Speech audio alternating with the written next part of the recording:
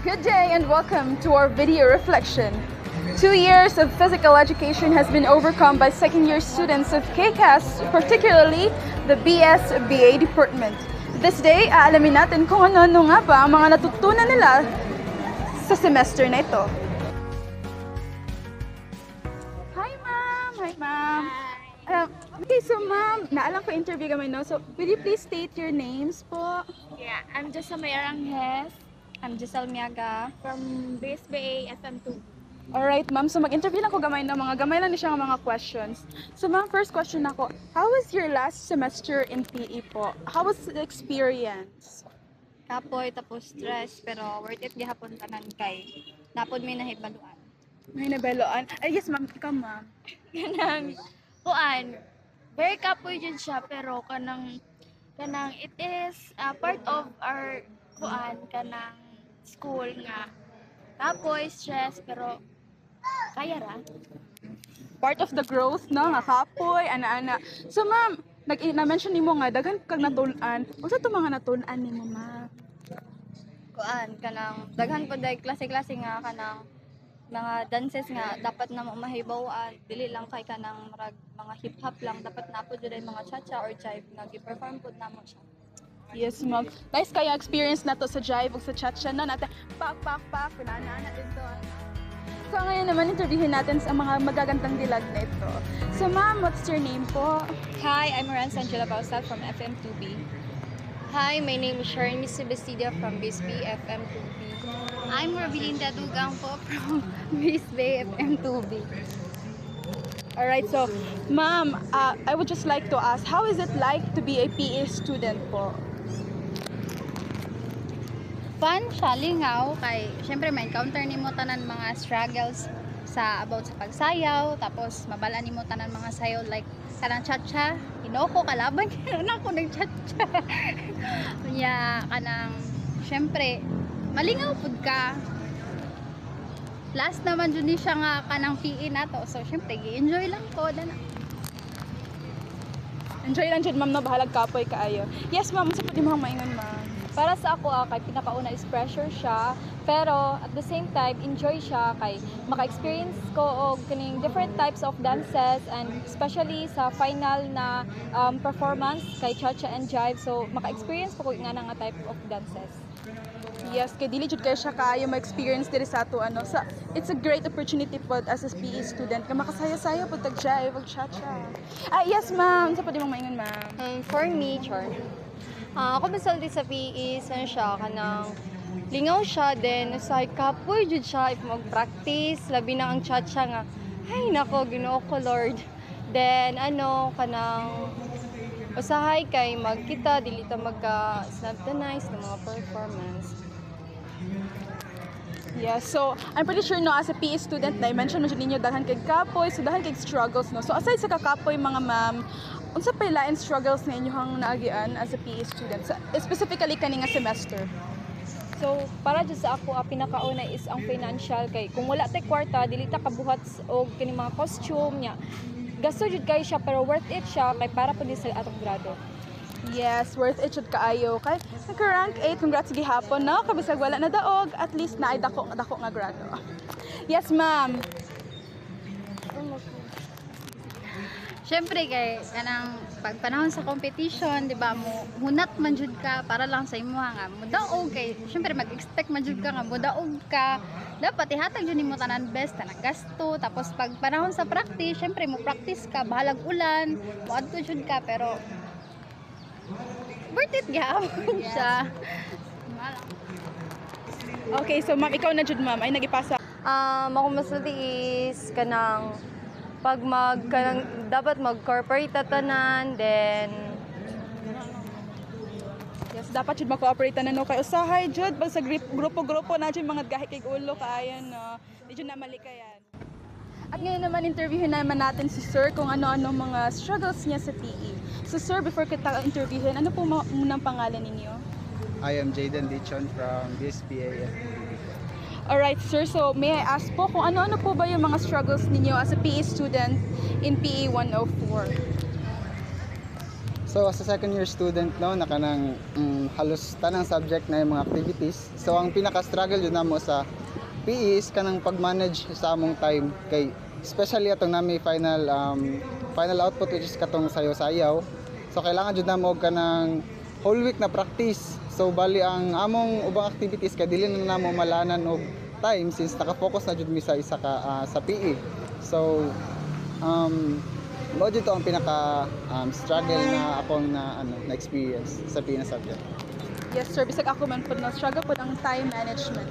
So, sir, since considering all those struggles po, ano po ang mga ginawa ninyo para ma-overcome ang mga struggles na iyon? Ano lang, maging responsible lang jud ka as kanang na-mention mo earlier na time management jud. Gamiton jud nimo ang imong time sa sakto na kanang walay mga other activities na kanang matapok bitaw. Bali, i-prioritize nimo tong unsa yung mga need na ipasa para dili sila mapending ug dili ka matapunugan og mga activities. That's it for questions for Sir Ichon.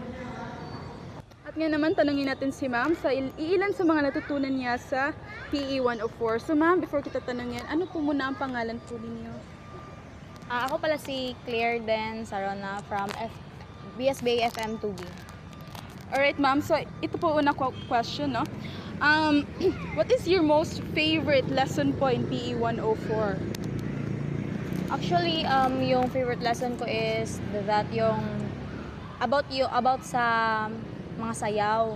And then yung pag-discuss ni sir na like kanang naday meaning tong contemporary, and then kanang murag na-amaze ko ba kayo dili siya labas sa sayaw, na siya kanang pahiwatig sa mga tao. So mo lang. Yes, no, na meaning ang every single step nga ato ang isayaw, no? Since ma'am na anak kay-share nga favorite, no, what is your most challenging experience in PE 104 naman?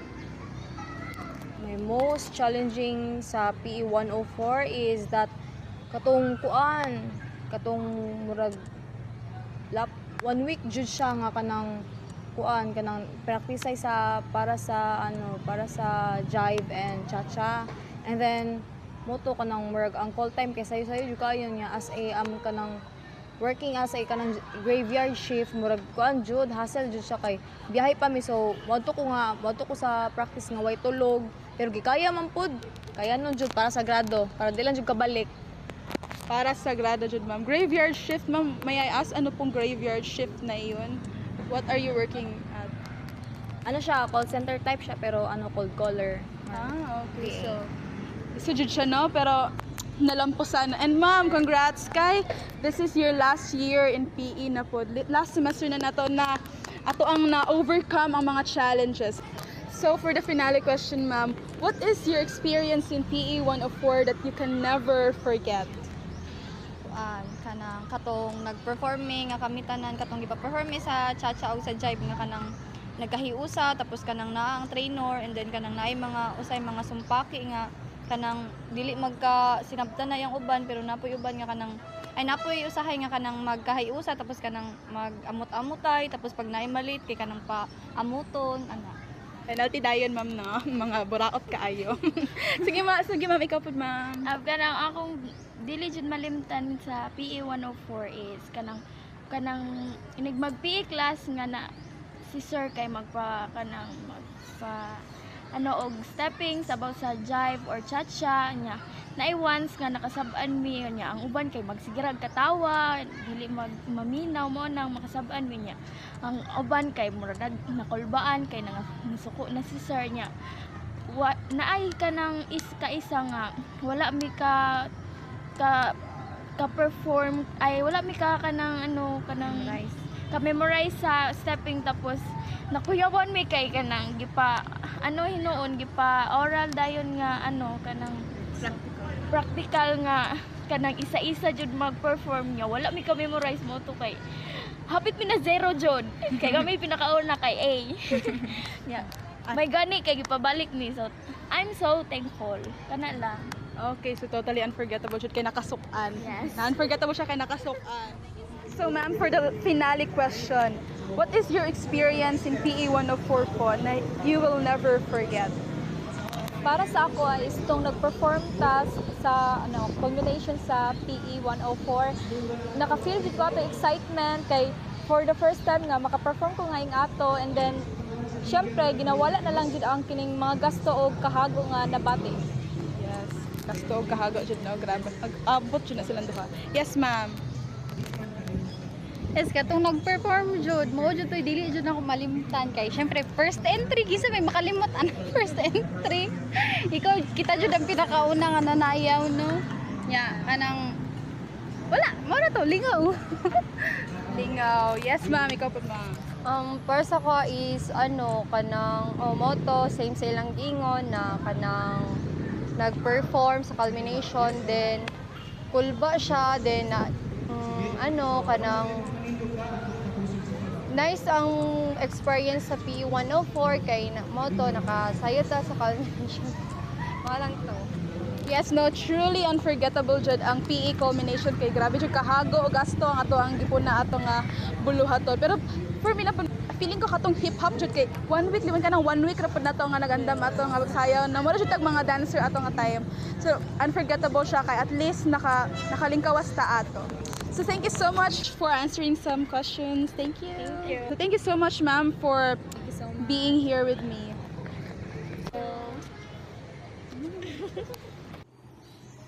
Can you share any memorable experience or success stories from teaching cha-cha and jive in PE?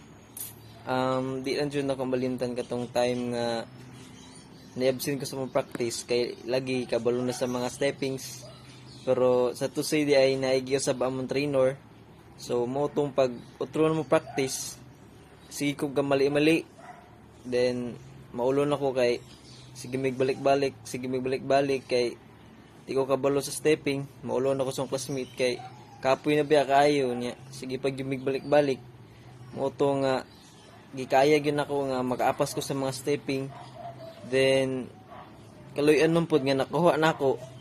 So mao to nga padayon mi until nga abot ang time nga naka-perform mi. Then happy pud mi nga although nga wala mi naka daog pero still gyapon nga congrats kay naka-perform mi. Ana lang. Thank you. What advice would you give to students who struggle with PE? Keep it up lang. Kaya ra lagi na ninyo. Then pray lang pod nga kaya na gyud ninyo. Go lang. And that's it. We have heard the reflections in PE 104.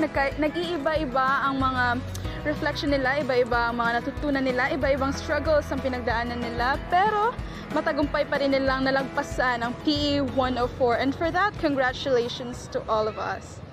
This is Ira May Claro, your host.